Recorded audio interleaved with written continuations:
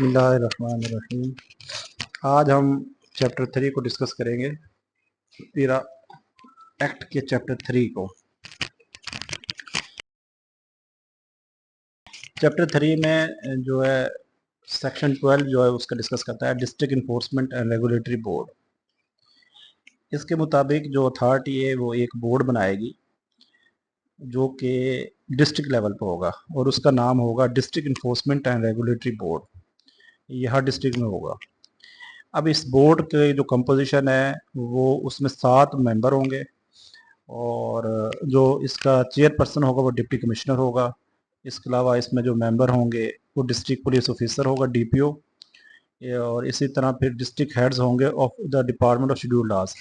इसमें जितने भी शेड्यूल लाज अटैच हैं उनके जो डिस्ट्रिक्ट हेड्स होंगे वो इसके मेंबर होंगे। वो भी शेड्यूल लाज वो हैं जो इसके एंड पे शेड्यूल में दिए हुए हैं। इस टाइम पे इसमें जो शेड्यूल लाज हैं, अब ये शेड्यूल लॉ में इसमें 5 एक्ट दिए हुए हैं।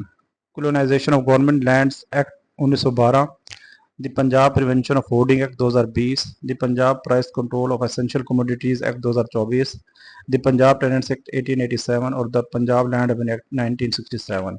ये सब जो हैं इसमें शेड्यूल लाज हैं। इनके भी जो डिस्ट्रिक्ट हेड होंगे वो इसके मेंबर्स होंगे। इसी तरह डिस्ट्रिक्ट पब्लिक प्रोसिक्यूटर भी इसका मेंबर होगा और डिस्ट्रिक्ट अटार्नी भी इसका मेंबर होगा। एडिशनल डिप्टी कमिश्नर जो जनरल हैं वो इसका सेक्रेटरी होगा, मेंबर भी होगा, सेक्रेटरी के तौर पर काम करेगा।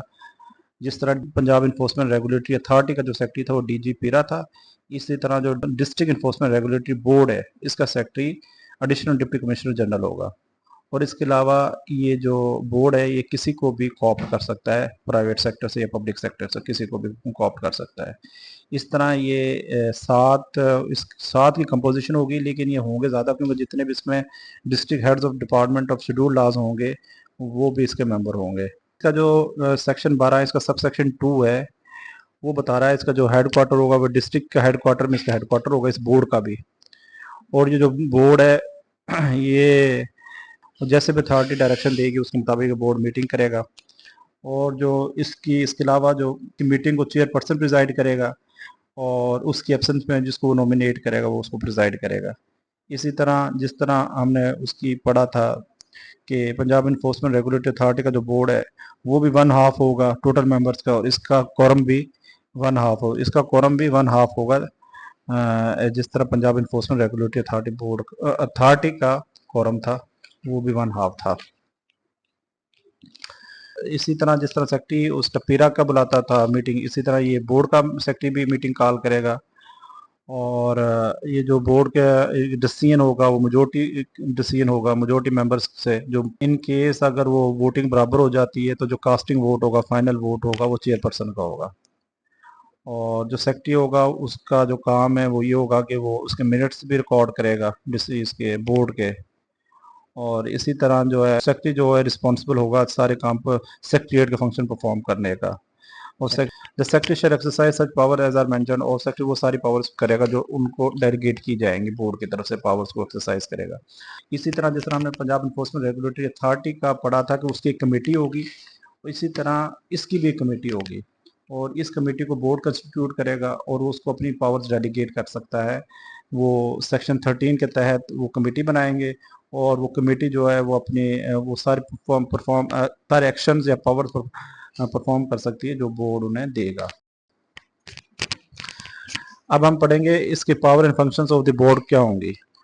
तो सबसे पहले तो मैं आपको ये बता दूं कि ये जो हैं इसकी भी सेम पावर्स होंगी जो पावर्स हमने उसमें पंजाब इन्फोर्समेंट रेगुलेटरी अथॉरिटी में पढ़ी थी, तो इसमें कुछ भी डिफरेंट नहीं है।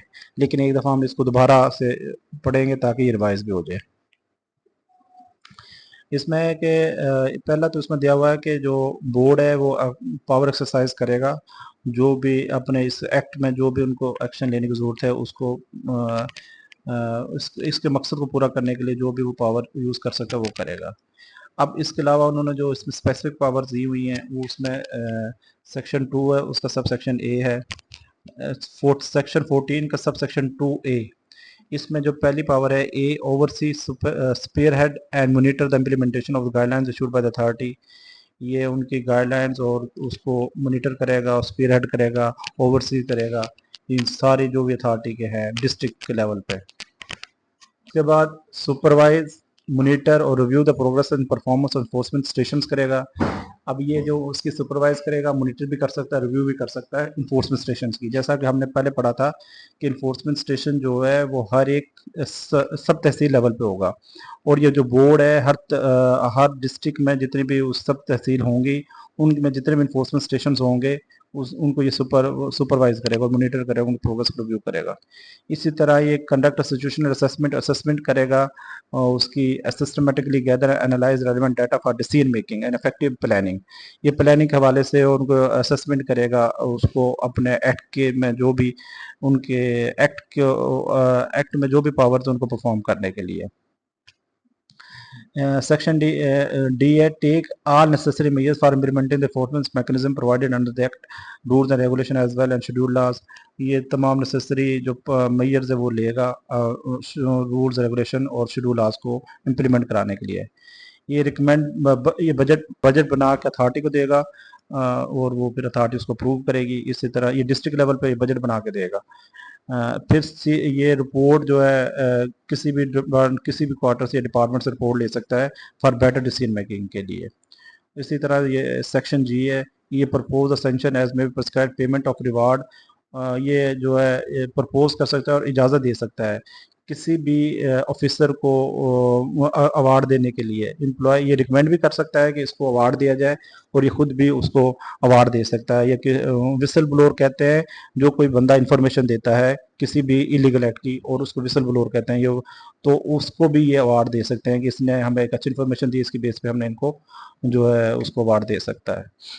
तो और सेक्शन इसमें जो सब सेक्शन 2 का एच है, इसमें such other functions and expenses exercise such other powers as may be assigned by the authority.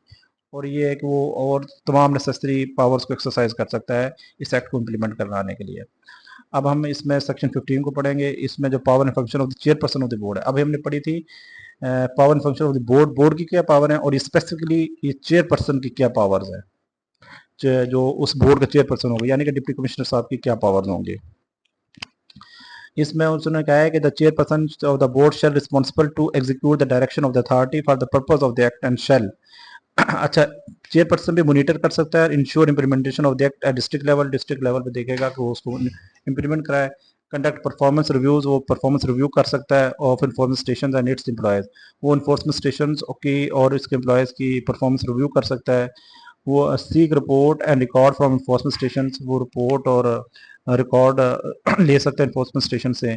Initiate and conduct such inquiries by himself or through any of the office as may be required by carrying out the purpose or the act or schedule laws. और वो inquiry conduct कर सकता है, खुद भी कर सकता है, किसी के थ्रू कर सकता है।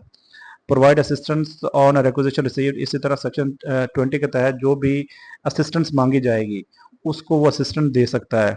और ये जो असिस्टेंट्स मांगेंगे ये इन्फोर्समेंट स्टेशन मांगेगा। अगर वो कहेगा हमें एडिशनल फोर्स चाहिए या एडिशनल हमें कोई एडिशनल फोर्स चाहिए, अगर कोई उन्होंने इन्फोर्समेंट स्टेशन को किसी भी चीज़ की ज़रूरत होगी फाइनेंशियली या उन्हें कोई पर्सनल चाहिए होंगी या पुलिस की फोर्स चाहिए होगी, तो वो भी ये जो चेयरपर्सन साहब हैं ये उन्हें प्रोवाइड करेंगे, डीसी साहब। सिमिलरली ये जो redressal of grievance on the complaint filed by N agreed person, ये जो भी कोई एग्रीड पर्सन होगा उसकी रिड्रेस कंप्लेंट होगी उसको भी रिड्रेस कर सकता है डिस्ट्रिक्ट लेवल पे। और इसी तरह जो हियरिंग ऑफिसर है जो हम नेक्स्ट पढ़ेंगे चैप्टर 4 में, वो जो रेफरेंस भेजेगा उसको भी डिसाइड कर सकता है। इसी तरह ये जो है administer the enforcement station as employed in the district, इस तरह ये इन्फोर्समेंट स्टेशन जो होगा डिस्ट्रिक्ट लेवल पे उनके एडमिनिस्ट्रेशन भी इसके ज़िम्मे है चेयरपर्सन के। और इसके अलावा और जो भी नेसेसरी पावर्स हैं वो भी ये परफॉर्म कर सकता है ताकि ये एक्ट को जो इस एक्ट को इम्प्लीमेंट करवाने के लिए।